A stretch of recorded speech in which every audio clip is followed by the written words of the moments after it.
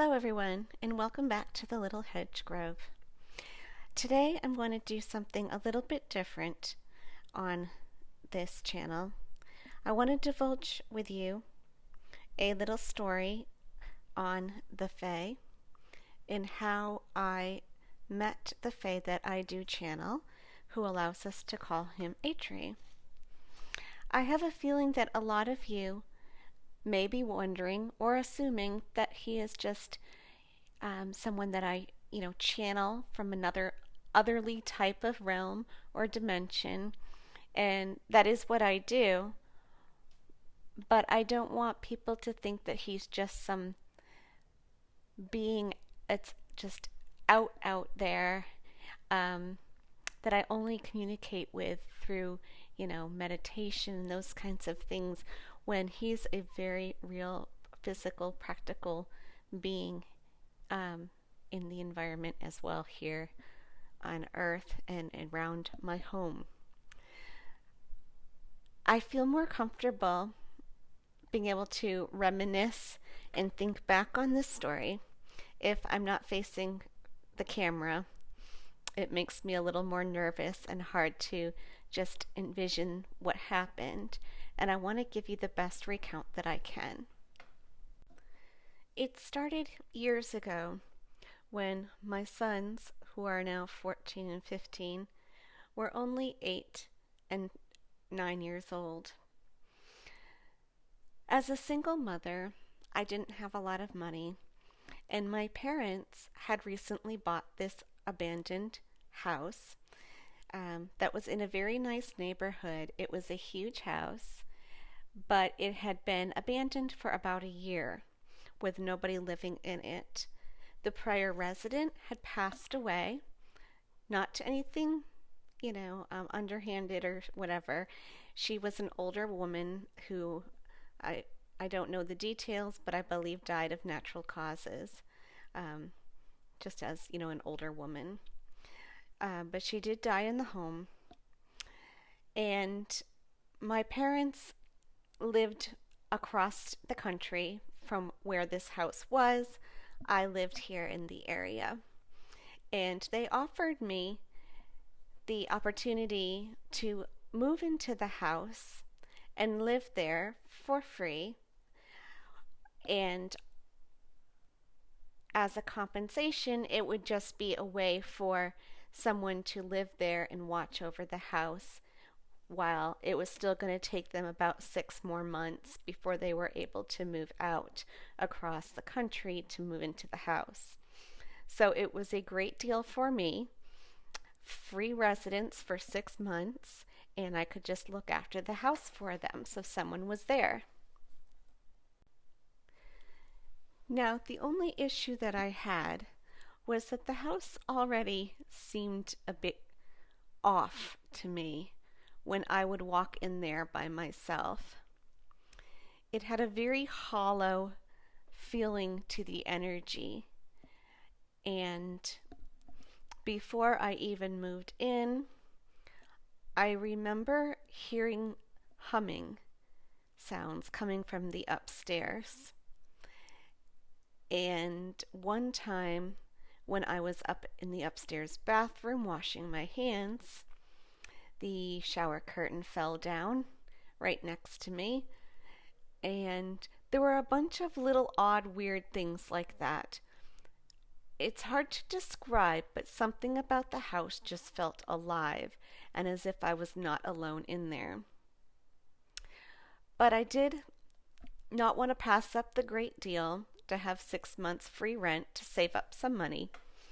And a few weeks later, I had moved in with my 2 little sons. Like I said, they were 8 and 9 years old at the time. Now, there were some days where the boys would go back and forth between their father's house and mine. We had a joint custody arrangement, so there were a few days during the week that I was the only resident living in that house. And the longer I stayed there, the more weird things started to happen.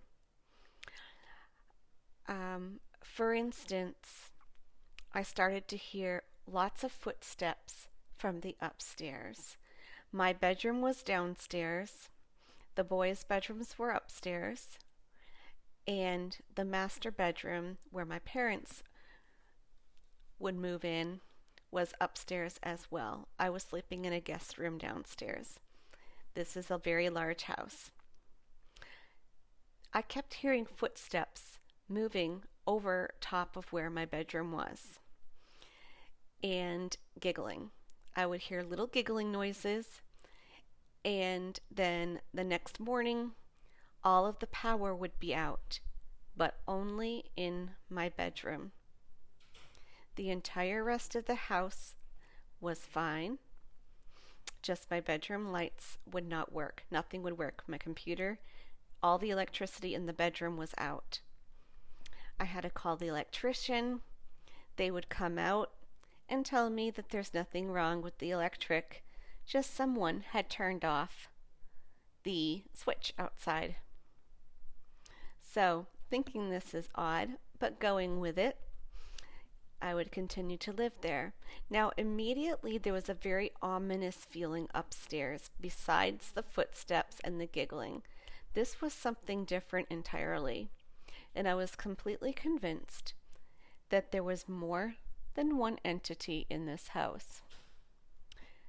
The humming that I heard sounded like a woman, whom I was assuming may have been the old woman who had passed away there.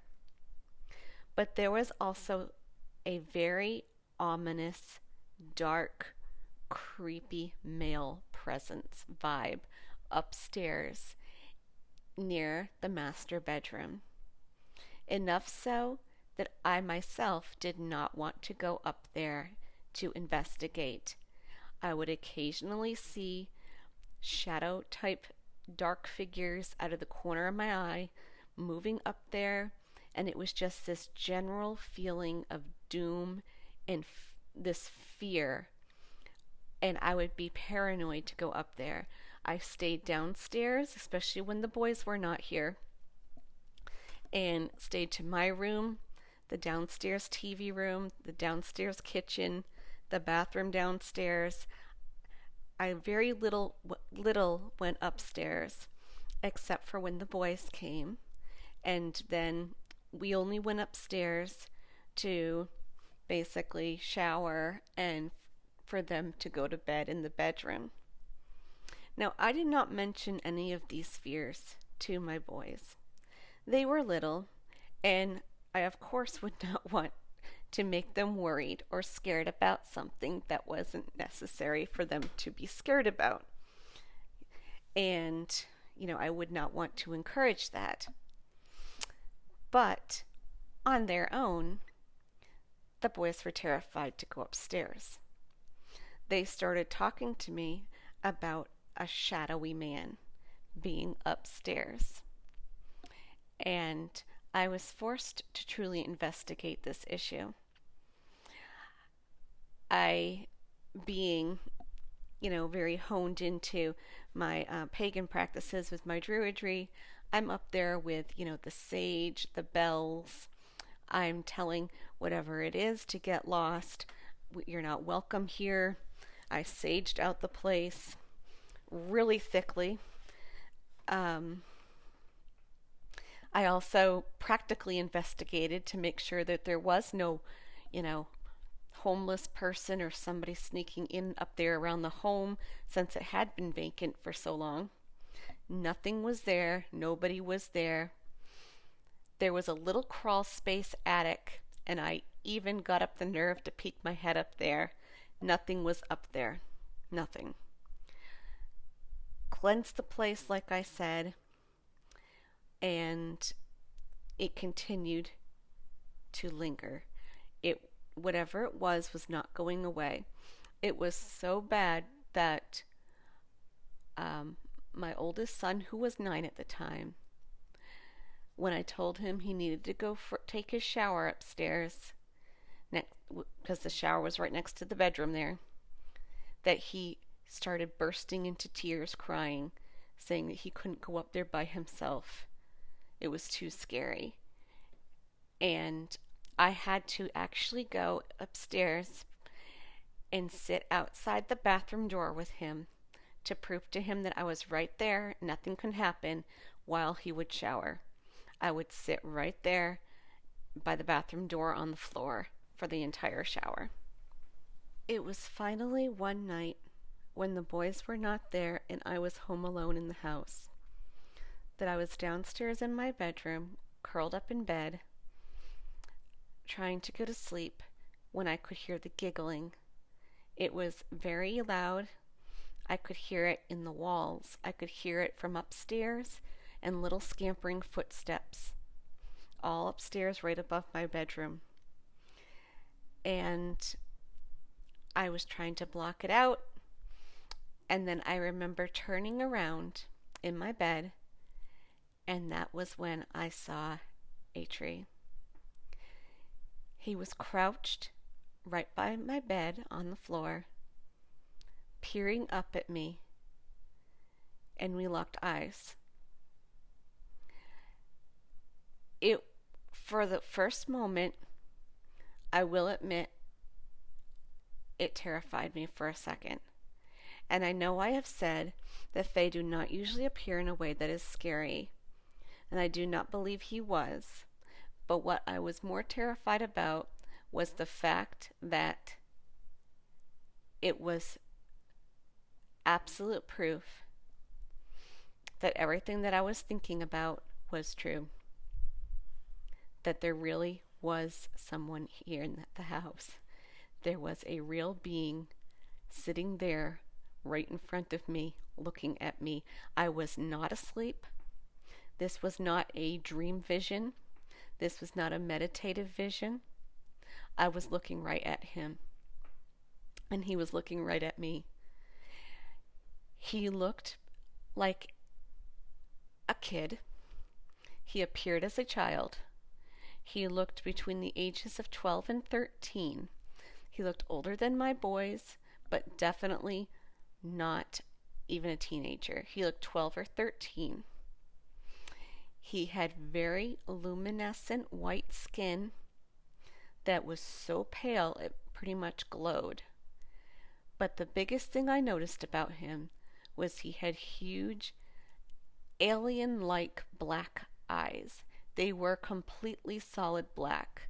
Not just the irises, the entire eyes were black, and they were large and slanted like alien eyes you would picture from, anything you see on those alien eyes. His skin, he did have freckles, which was not a typical alien thing you would see. He, like I said, his skin was glowing white, but he had freckles all over his nose and cheeks, and he had a very human-like nose, human-like mouth, and he had red hair. He had kind of wild red hair, and he was just crouched there looking at me, and I was looking at him, and then a moment later he was gone, just disappeared. And I did not tell anyone about this when it first happened. I took it into myself.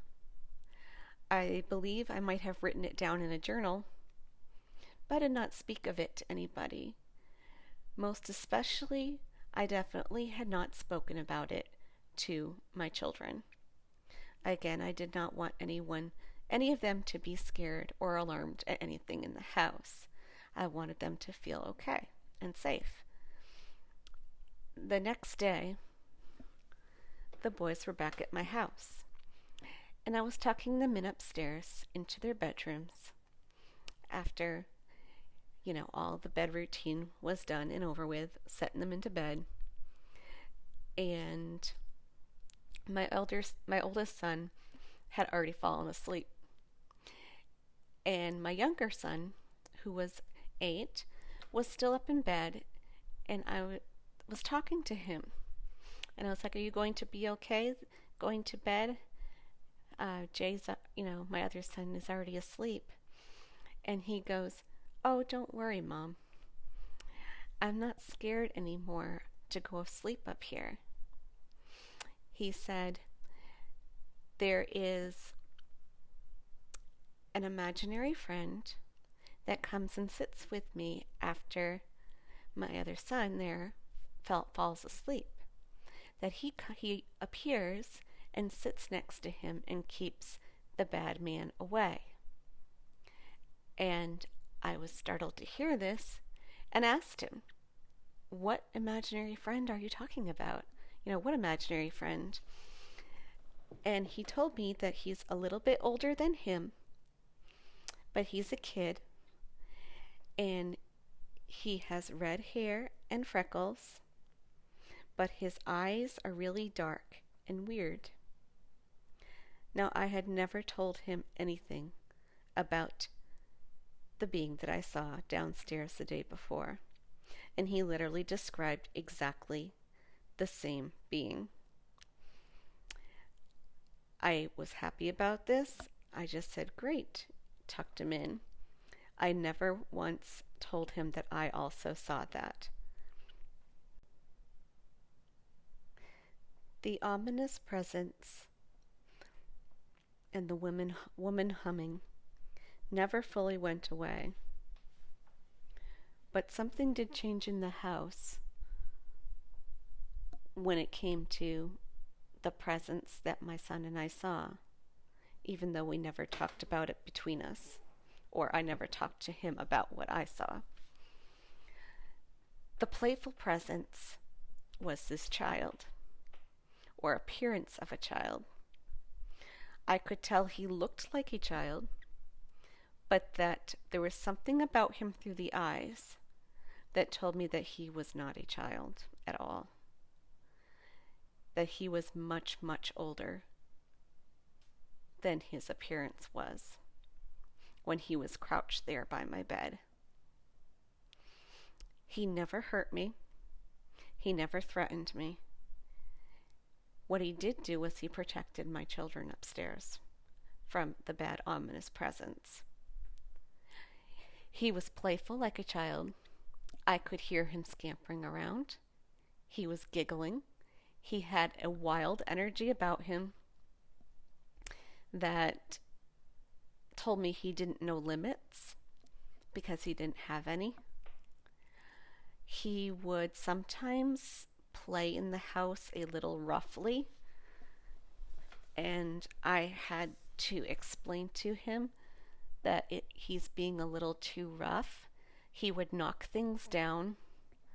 I was out in the garage once and a light bulb fell down in front of me, and then I would hear giggling, and I would be, where I should have been scared at that point, but at that point I wasn't scared because I was so used to the antics around the house of his where he would just be playing.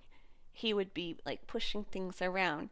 He would take all the remotes, and I wouldn't be able to turn the TV on, and I would search everywhere, and then I would find them all in the living room on a chair, all lined up in a straight line on the chair. And I obviously did not do that, and neither did my children, who weren't even there half of the time. So he would do different things, but it was always in a playful way. And after a while, it just felt like I had 3 kids in the house instead of 2. So I just accepted it as, okay, I just have 3 kids now. So I kind of just sort of adopted him as another kid in the home.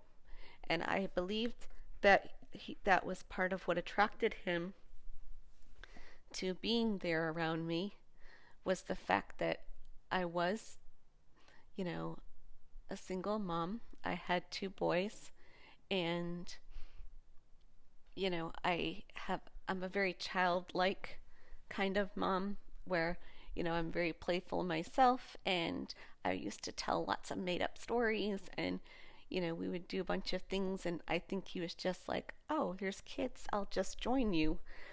And that's what I think he did. He just joined us and just joined the family. So I was like the mom with three kids. And I truly believe he in a sense adopted me as like his human mom. Um, Whether just in play, I don't know, or if it was just, um, you know, he just liked that idea. But I do believe he claimed me as sort of this mom that he was going to hang around with my kids in that house. Now, after my parents eventually moved out this way, I did move out of the house and back into an apartment of my own to have my own space. For a few weeks, I didn't really sense or feel the presence of Atri at all.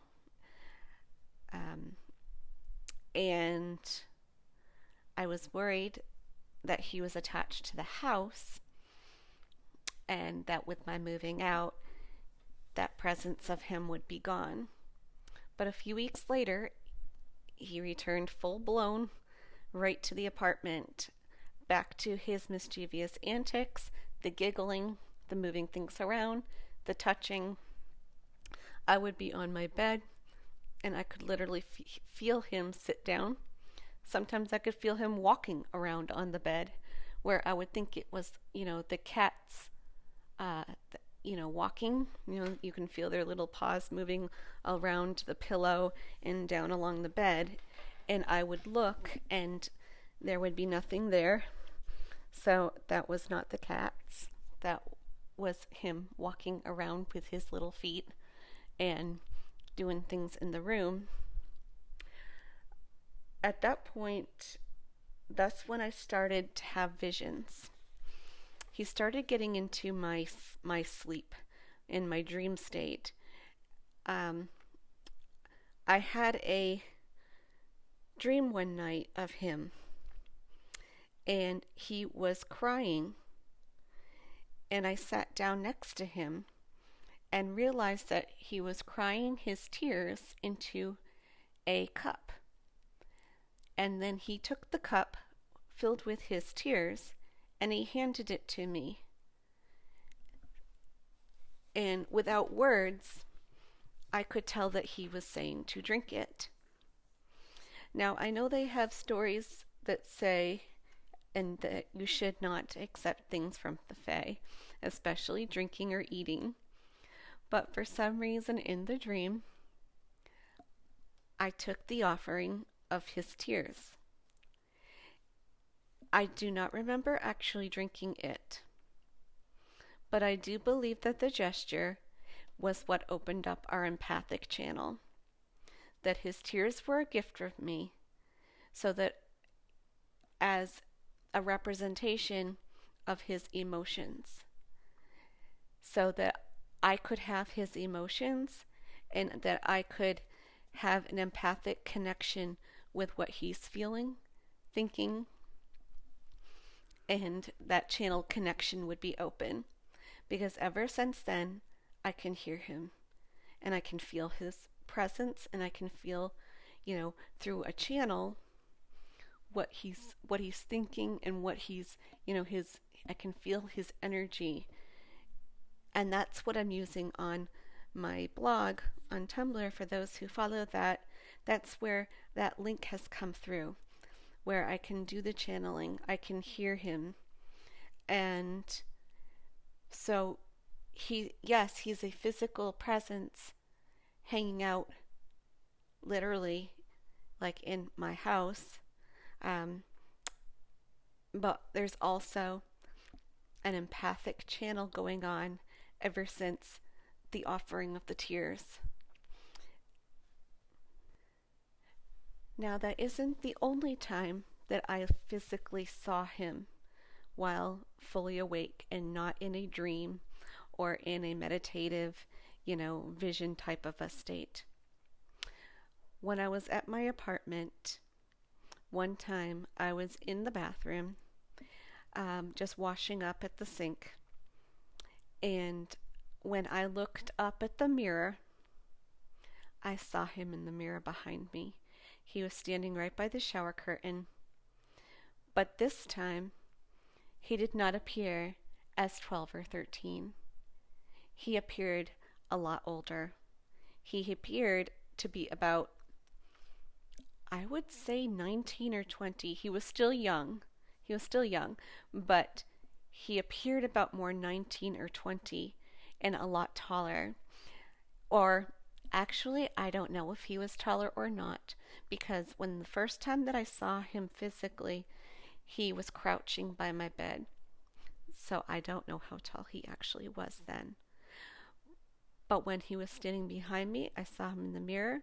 He was probably about 5'8", and I'm pretty short. I'm only 5 feet, so he was taller than me. Still appeared the red hair, the black eyes, like an alien. Pale white skin, but the arms, I realized, were incredibly long. They were long and kind of spindly, like branches. They reminded me of branches. And they reached almost all the way down to the floor and then kind of broke out into fingers like branches. And he was standing there. This time I was not scared at all, actually. I was actually grateful to see him because I had not seen him physically for quite some time outside of like a dream state or a meditative vision. And it felt good that he was there. It felt comforting, like he had come back. And I was happy to see him. When I turned around from the mirror, I saw him for a moment and then he was gone. So it's like it's glimpses, but enough to fully see him. And that actually made me feel really good. Like I said, it was kind of like, he's back. I was actually happy about it. And like I say, Fae energy does get addictive. I've mentioned it before, that even though from an outside perspective, this might actually seem terrifying, it wasn't. After a while, you miss the energy when it's not there. I missed the playful antics. I missed seeing him. His energy feels nice when it's around. It feels warm. It feels comforting. Even when he's being playful and mischievous. And he still continues to be that way. He'll sometimes turn my computer off when I'm on it and then turn it right back on. Or he will, mess with my perception of something. Like, I once thought that I wrote an entire email to someone and sent it and realized I never did. That was a weird, like, memory mess, which I actually did not appreciate. I actually did get a little upset at that. But just things around the home, we can talk back and forth. We've gotten a bit of a banter, and he does tend to present now a little bit older. Like I said, around 19 or 20-ish. Even though I still know he's a lot older than that. How old, I honestly do not know. I have no idea how old he really is. But I do get a feeling that he's very, very ancient, but appears very young. But he does, to this day, still appear in my dreams and in visions, sometimes as a child, in a way that he tends to trick me into thinking that he's my son, in some kind of a way. And he's always smiling. On that note, I am going to end the story here. There will be more to come about different interactions that we have had as well going forward. But today, this is the story of how I met Atri. And hopefully, this has given you a little enlightenment to the realization that these beings are not just some kind of spirit out there, that these are very real beings.